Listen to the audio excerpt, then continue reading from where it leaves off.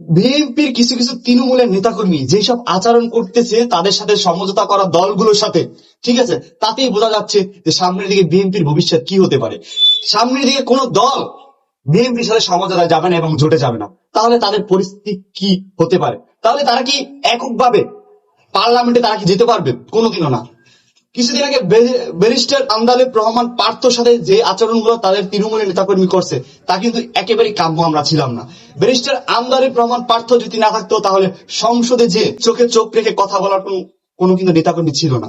BP নূর যদি না থাকতো রাজপথে চোখে চোখ রেখে কথা বলার মতো কোনো কিন্তু নেতা ছিল না। একটা টাইমে রাজপথে যত কথা, যত স্লোগান, যত অন্যায়ের প্রতিরোধ করার মধ্যে একজনই কিন্তু নেতা ছিল রাজপথে, সেটা কিন্তু ভিপি নুরুল হক নূর। তার সাথে বিএনপির কিছু তৃণমূলের নেতাকর্মী যেসব আচরণ করতেছে, জুনায়েদ সাকির বিএনপির সাথে সমঝোতায় গেছে, তাকে বিএনপির স্থানীয় যেসব নেতাকর্মী আছে তাকে তারা বিদ্রোহী ঘোষণা দিয়েছে এবং তাকে নাস্তিক ঘোষণা করছে এবং তার ছবির উপরে জুতা পিটা ঝাড়ু পিটা করছে। তাদের হাইকমান্ড, তাদের বিএনপির হাইকমান্ড তাকে স্থানীয় বিএনপির কাজ করতে বলছে। তারা মাঠ পর্যায়ে কি করতেছে? মাহমুদুর রহমান মান্নাকে বিভিন্নভাবে লাঞ্ছনা করা হচ্ছে। তাহলে হয়তোবা বিএনপির ঊর্ধ্বতন কর্মকর্তা যারাই আছে তারা হয়তোবা তাকে বহিষ্কার করে দিচ্ছে। স্থানীয় যে এমপি প্রার্থী ছিল, নিজের দলের কথা চিন্তা করে না, যে এই দেশের কথা চিন্তা করে না, যে শুধু নিজের কথা চিন্তা করে, ঠিক আছে, সে কখনো দেশের উন্নয়ন করতে পারে না। এটা আমি ব্যক্তিগতভাবে বুঝতে পারতেছি। এবং বিএনপির কিছু কিছু নেতাকর্মী তার পক্ষে কাজ করলো, পরবর্তীতে কিন্তু বিএনপির যে স্থানীয় যেসব কমিটিগুলো আছে সেগুলো কিন্তু বহিষ্কৃত হওয়া নেতাকর্মীর পিছনে কিন্তু কাজ করে। বিএনপির ঊর্ধ্বতন কর্মকর্তা যারা আছেন, বিএনপির কেন্দ্রীয় সদস্য যারা আছেন, তাদের উদ্দেশ্যে আমার এই বার্তাটা, আপনারা যদি জেলা, উপজেলা এবং ইউনিয়ন ওয়ার্ড পর্যায়ের কমিটির নেতাকর্মীকে আপনারা যদি ঠিক না রাখতে পারেন তাহলে আমি মনে করি আপনারা ব্যর্থ। যেখানে আপনার জুনিয়র নেতা আপনার সিনিয়র নেতাকে সম্মান করে না, সেখানে আপনি ব্যর্থ।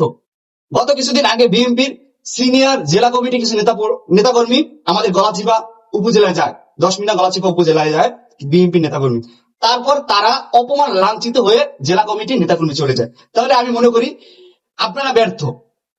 আপনারা সেম একই রকম জামাতের দিকে তাকাই দেখেন, এনসিপি যেসব নেতাকর্মী আছে তাদেরকে কোন স্থানে তারা সম্মান করে, তাদের জন্য বর্তমানে তারা কাজ করতে রাজি হয়। বিপি নুরুল হক নূর যে কিনা বিএনপির সাথে জোট হয়ে তার যতটা না লাভ হয়েছে তার থেকে বেশি তার ক্ষতি হয়েছে। কারণ সে বর্তমানে সে যেটা প্রাপ্য সেটা কিন্তু বিএনপি থেকে সে পাচ্ছে না।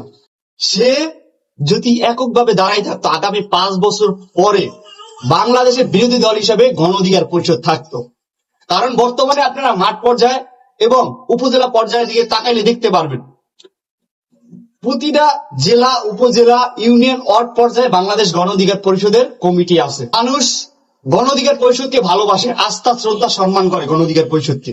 বিপি নুরুল হক নূর বিএনপির সাথে সমঝোতা হওয়ার কারণে গণ অধিকার পরিষদের প্রতি অনেকটা মানুষের ভালোবাসা কমে গেছে। তার কারণ কি? বাংলাদেশে বিপি নুরুল হক নূর যে কয়েকবার হামলা এবং মামলার শিকার হয়েছে, তরুণ কোন নেতাকর্মী এতটা হামলা মামলার শিকার হয় নাই। বাংলাদেশে যদি শেখ হাসিনা সরকার আবার আসে, আওয়ামী লীগ যদি আবার বাংলাদেশ নিয়ন্ত্রণ করে, তাহলে সবার আগে কিন্তু এই বিপি নুরুল হক নূরকে ধরবে। কারণ সে যদি না হইতো এই বাংলাদেশ নতুন স্বাধীনতা পেত না।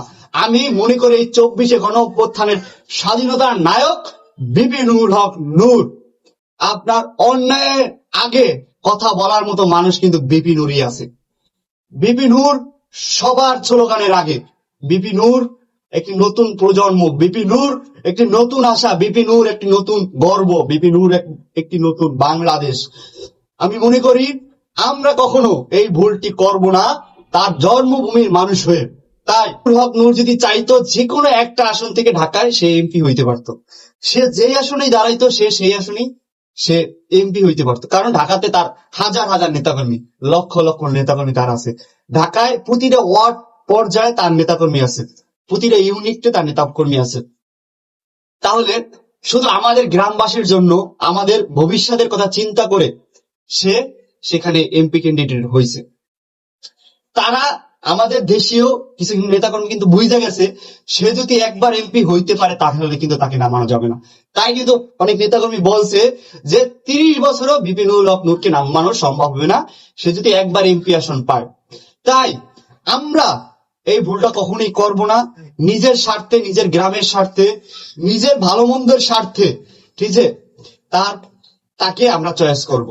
এই বার্তাটা আমার গলাচিপা 10 মিনা উপজেলায় যেসব মানুষ আছেন তাদের জন্য। বিপিনুল হক নূর তার এই বাংলাদেশে কত বড় একটা অবদান এটা কিন্তু আপনারা সবাই জানেন। সে এই দেশের জন্য অনেক কিছু করছে। এখন তার ইচ্ছা সে তার নিজ জন্মভূমি জন্য কিছু করতে। আমাদের বর্তমানে দক্ষিণ অঞ্চলে সব থেকে ন্যূনতম চর আমরা বসবাস করি, যেখানে যোগাযোগ ব্যবস্থার খুব দুর্ভোগ, শিক্ষা ব্যবস্থা, চিকিৎসা ব্যবস্থা, রাস্তাঘাটের বেহাল অবস্থা, তারপর নদী ভাঙ্গন, যে একটা দ্বীপ অঞ্চল সেখানে আমাদের বসবাস। বাংলাদেশের ভিতরে সব থেকে ন্যূনতম যদি কোনো এলাকা থাকে সেটা আমাদের এলাকা, চর বিশ্বাস, চর কাজল, বিভিন্ন চরের অঞ্চলের মানুষগুলো, যেখানে ক্ষুদ্র ক্ষুদ্র দ্বীপ অঞ্চল নিয়ে মানুষ থাকে। সেখানে সবকিছুর বেহাল অবস্থা। এই বিপিনুল হক নূরের মা কিন্তু চিকিৎসার অভাবে মারা গেছে, ওখানে কিন্তু চিকিৎসার ব্যবস্থা নাই। আমার বাবাও মারা গেছে।